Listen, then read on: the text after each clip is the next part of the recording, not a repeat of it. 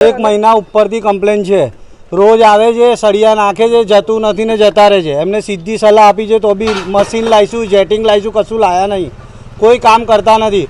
Online બી complain નોંધાયેલી છે અને રૂબરૂ જઈને બી લખાયેલી છે। બધા રોજે રોજ પાણી નીકળે છે, સાંજે 6:30 વાગે બી પાણી નીકળે છે। આની આ જ સમસ્યા છે, તમે જોઈ શકો છો કેટલું પાણી નીકળે છે। પબ્લિક કેવી રીતે આવે આટલા ગંદામાં? અને આગળ ગણપતિ બેસાડેલા છે, આપણે નહીં ઊભા રહી શકતા, ભગવાન કેવી રીતે ઊભા રહેતા? એ લોકો તો ધોળ ચામડીના છે, કોઈ કશું સાંભળતું નથી, બધા કઈને લખાઈને આવતા રહે છે। બસ જે આવે એ બોલીને જતા રહે, કરીને સળિયા નાખીને જતા રહે, કોઈ કામ થતું નથી।